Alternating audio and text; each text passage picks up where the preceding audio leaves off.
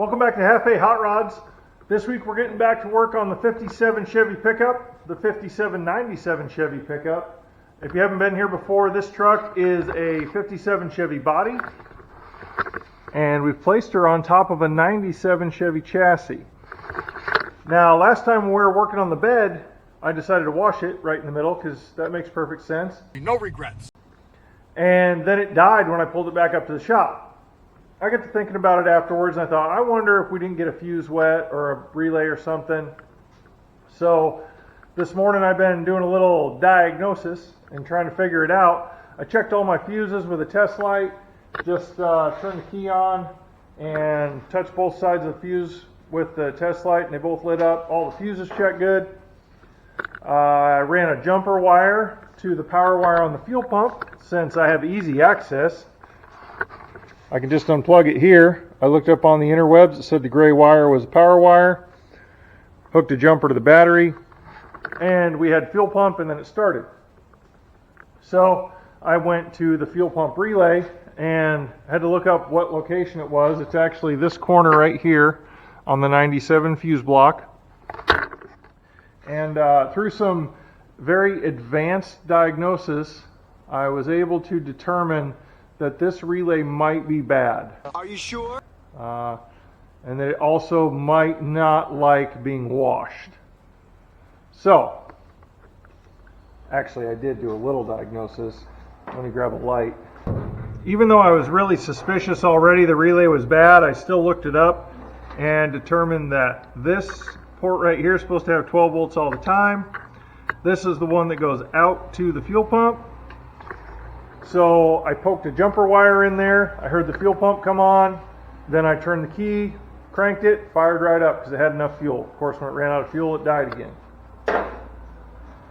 This is a 5-pin relay, which I don't have another one of. I looked in all of my miscellaneous assorted treasures. I did find this 4-pin relay in the engine harness for Missy's LS. So we plugged that in there. Oh no. So we plugged that in there. And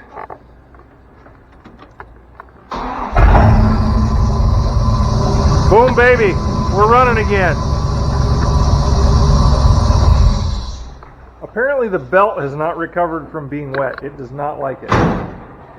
Or it could just be that the water pump's junk and that needs to be replaced. So what should we do today?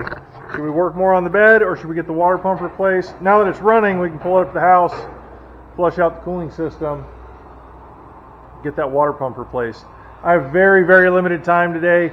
Only have about 4 hours now left to get whatever I'm going to get fixed on the truck, and then I got to go pick up some wheels and tires for the Bel Air because she needs to be a roller again. She's starting to become a shelf and we can't have that.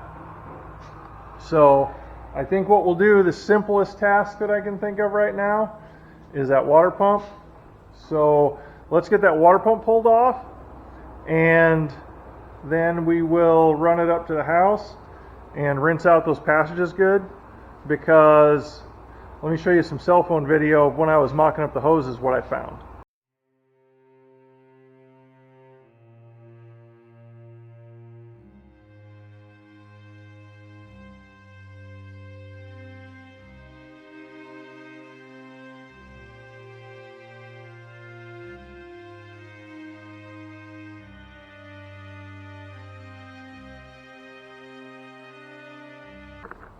So I do have a thermostat on the way for it. It's not here yet. I do have a water pump here for it. Special delivery. Maverick brought it to me when he came down from Amarillo last time. Not that I have to go to Amarillo to get a water pump, but he works at a parts store and he gets a discount, so he brought me a water pump. So, first thing we should probably do is clean up the water pump. Even though this is a new water pump, it doesn't come painted. And if you don't paint it, it will rust. So, even got me a molded bypass hose. If somebody tries to give you a chunk of heater hose for that, look for the molded hose, because heater hose will want to kink. So let's get this water pump out, unpackaged, get a little rattle can paint job on it, and then we can get to pulling the other one off.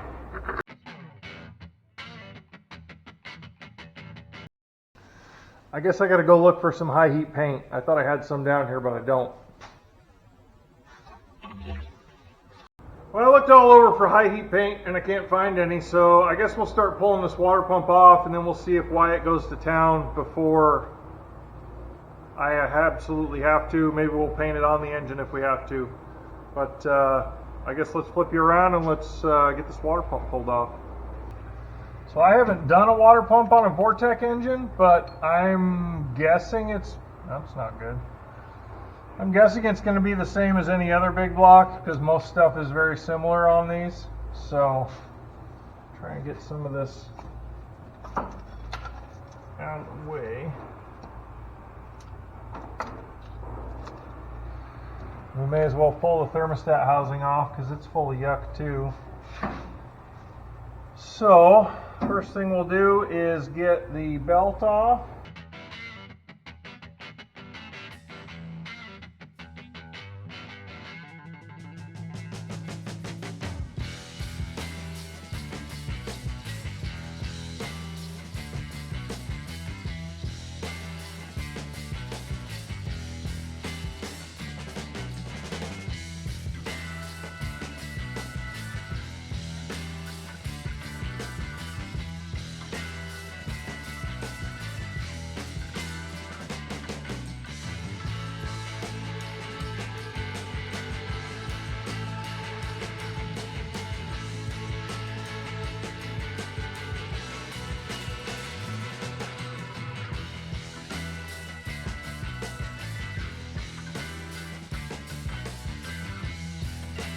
I guess that's not spring loaded like I thought, so you just take that loose and move it. I thought it would be spring loaded, but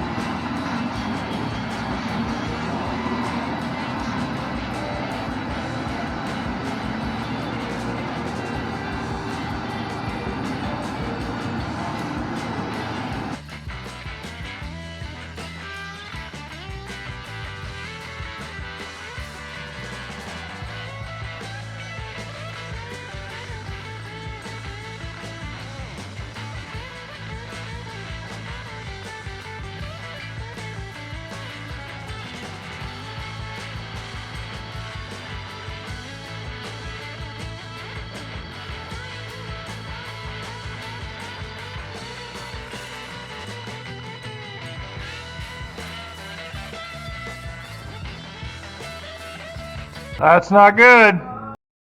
Alright, here's why we're replacing the water pump. Not because it was leaking or making noise, but because of what you saw in that hose.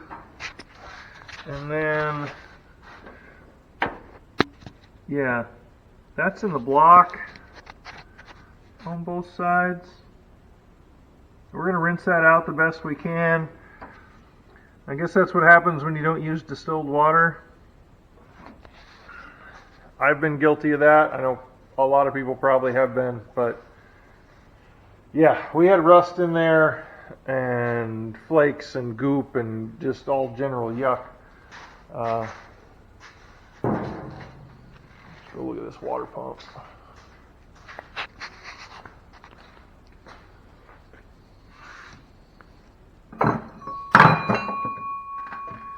Water pump doesn't look terrible in those passages. The lower hose was kind of nasty when I pulled it off. Yeah, I mean, it doesn't look as bad as I thought it was going to in there, but it is not good. So I think replacing that's the right thing to do. So we'll get the pulley swapped over, a couple of fittings. Oh, we still need to paint this. So we'll have to swap over. Let's put the hose fitting there and a plug there. So let's see if we can get them out of the old one. Sometimes that's a chore. Let's see what we get. The thing to do here is get the right size wrench. Of course, we're going to try it the wrong way first because it'll be quicker. Probably could have put a socket on that one actually.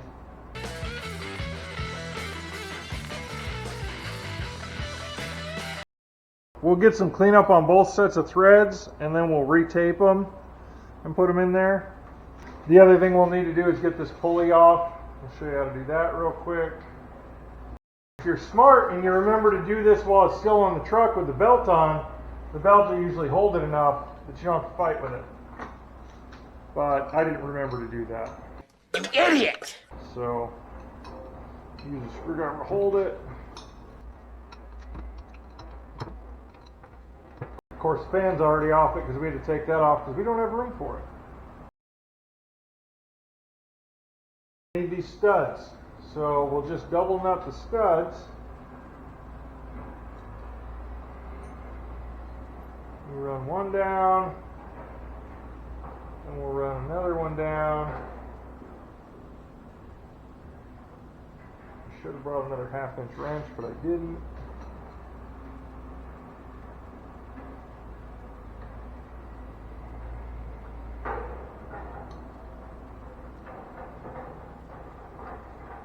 Tighten the nuts against each other, and then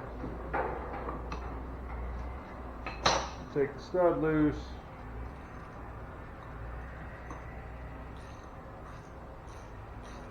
Just run it right out of there.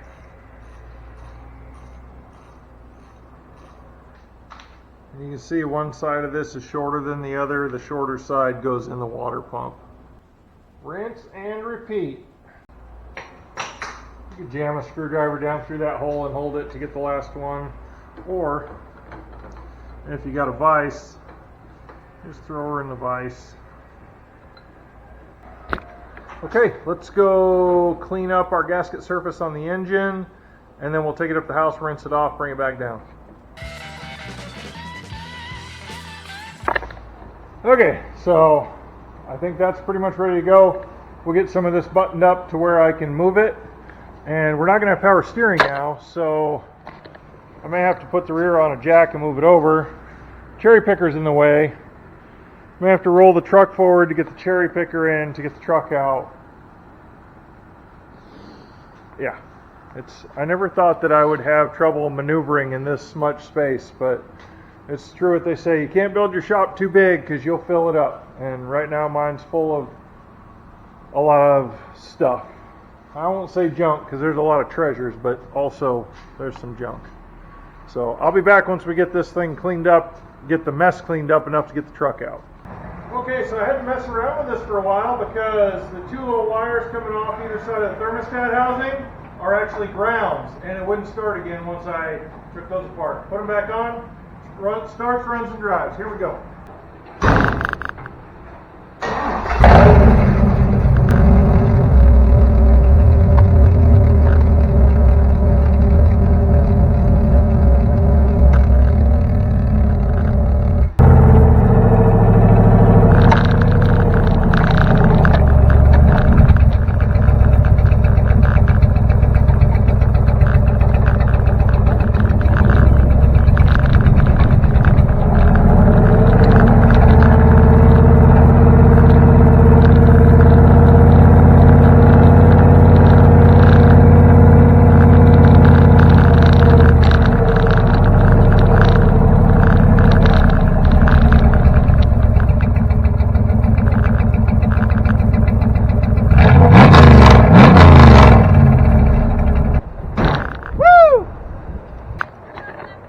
That's so exciting, but it's almost as American as Bacon cheeseburgers. Yeah, I'm talking about you, homie. And you, pig. Alright. Let's get this thing rinsed out and we'll get her back down to the shop.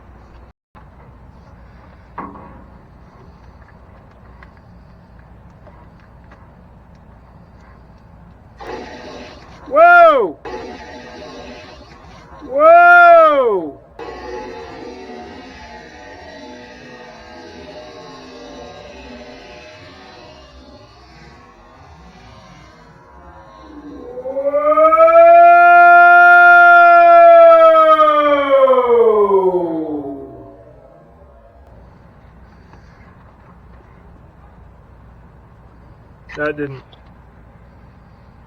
That didn't go exactly the way I had it planned.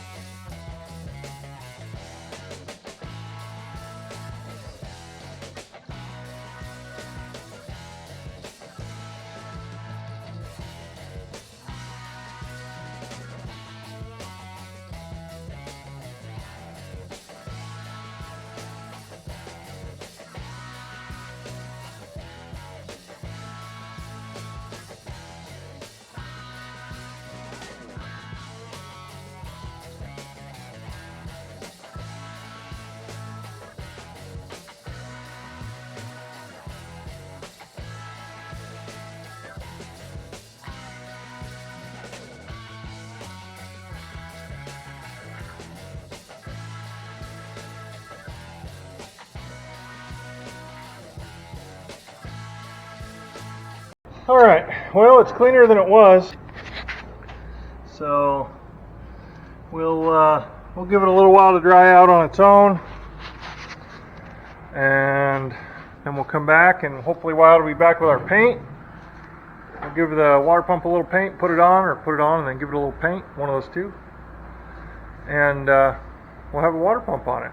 Every time I move this under its own power, it gets me excited again. So, alright, be right back. Alright, we're back from our break. Actually, I got a surprise. I got the thermostat today from Rock Auto, so that's cool. I don't have a ton of confidence in these rubber seals, but I guess they must work because they stuck with them. It makes me uncomfortable. I'd rather have a paper gasket, but everything's cleaned up, so we'll drop that in. And I ordered from them because I wanted a 160, and Maverick couldn't get me one because apparently that's unreasonable to want a 160 degree thermostat, but that's what I wanted. So we're going to throw that in there, get it bolted up. I got my gasket surfaces cleaned up for the water pump, so they're pretty good. I already got the pulley put back on. We threw a little paint on it. I put the one plug in. I'll show you how I did this one, how I did that on this one. Just cleaned it all up with a wire wheel. So let's do that real quick. Alright, so when you wrap this with your tape, you want to do it in a manner so that tape is going this way, so when you screw it in, you don't peel the tape off. And if you do it right, you can pull it off here and it's real slick and smooth. That's the way my buddy Jeff, the farmer, does it. But I have yet to master that. So we'll see if I can do it here. Come on. So if we turn this spool the right way, I think I got it. And then we go this way. Oh yeah, that's it. That's the stuff. You can put a little tension on it so it gets in the grooves. And then get a couple, 2 or 3 wraps around it and pull it off. And it should wrap in there. Since we went this way, it'll screw in and it won't peel off. If you go the wrong way, you'll know it, because when you start screwing it in, it'll just peel it off. And pipe threads are always more finicky than regular threads for me. So we got her started.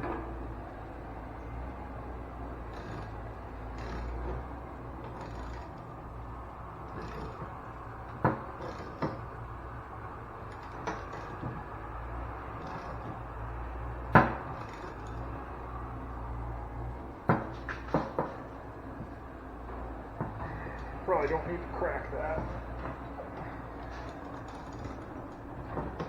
Come on. Alright. And our new molded hose. That's the wrong way.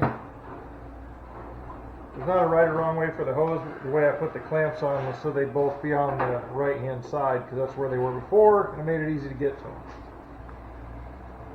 Peel our masking off.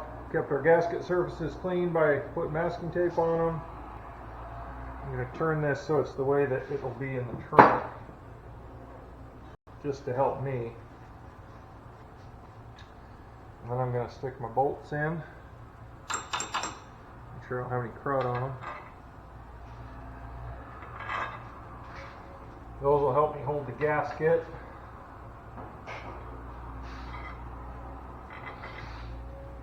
And then I'm going to put just a little silicone on both sides of the gasket. I don't know if that's 100% necessary, but I've always done it, and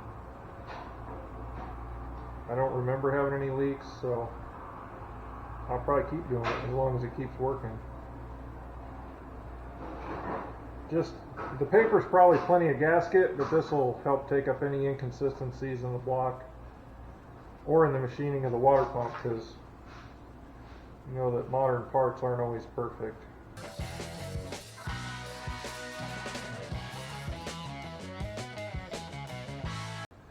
Now let's go put a water pump on. Fun part here is to try and get it all in there, get all the bolts kind of close without them falling out, without getting goop everywhere, without hitting the camera, and get the hose on the thing.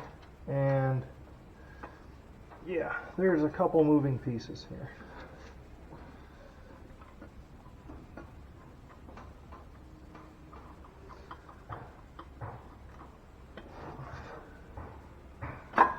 I got my light shining right in my eye, so we're kind of doing everything by feel.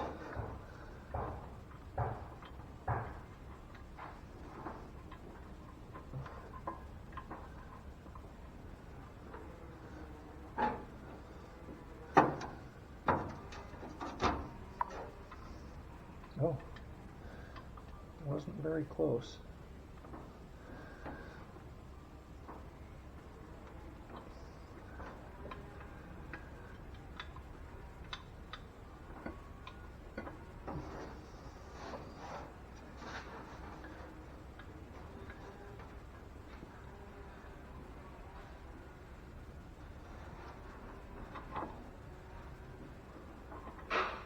Go grab a ratchet with an extension and use that to turn it.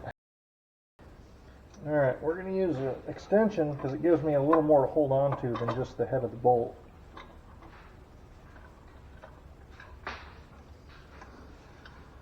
But I'm not cranking on it with a ratchet and chancing cross-threading it.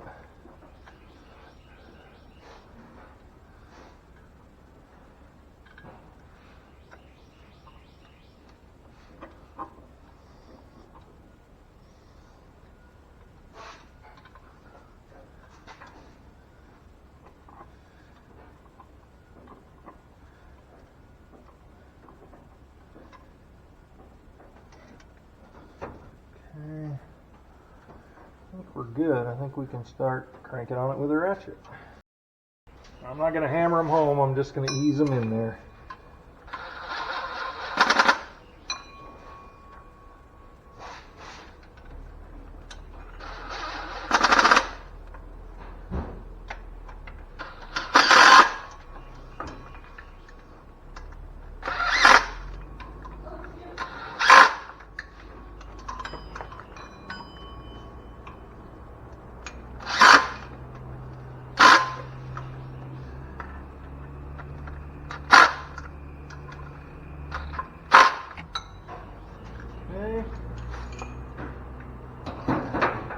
Those snug with the impact, and now we'll make sure they're tight with a ratchet.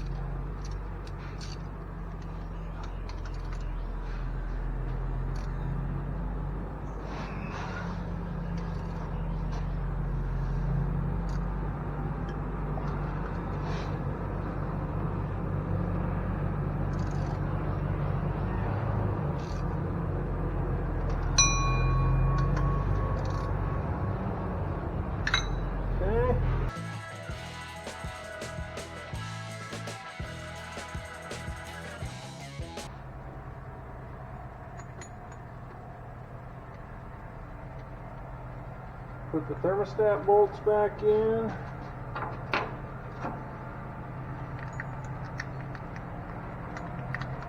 We'll remember to put those ground wires back on them because we know it won't run without them.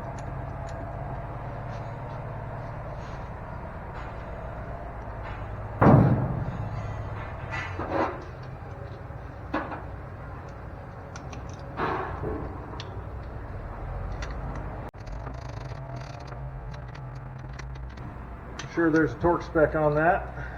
I don't know what it is, so we're going to give it the German good and tight. And then if I can get this loop over here, put a nut on there, call that good.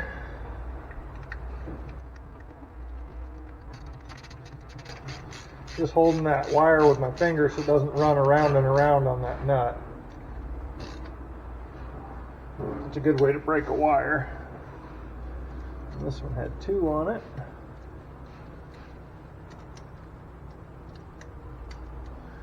Obviously important stuff, grounding through the intake because the truck wouldn't run without it. You just said that. Let's see, what else we got to do?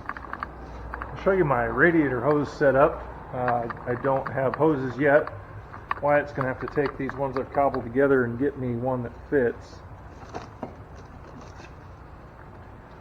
Because you can't just walk into the parts store and ask them for a radiator hose for a radiator hose.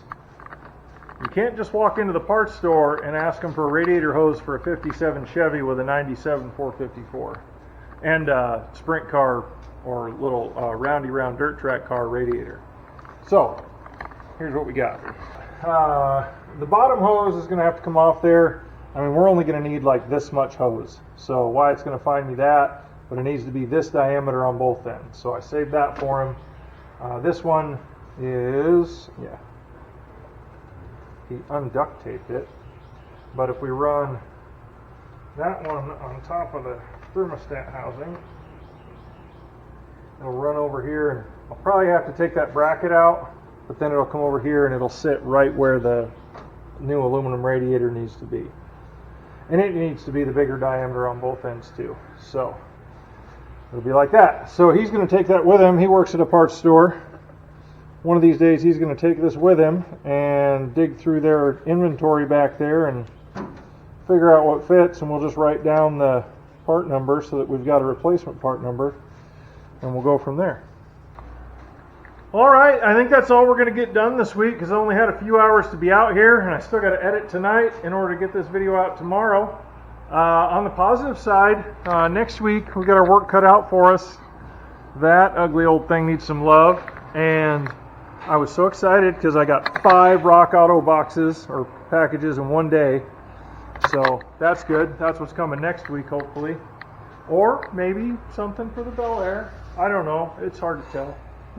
Anyway, we got about 4 hours in this, I think, total, with doing other things in the middle and downloading video and eating lunch and everything.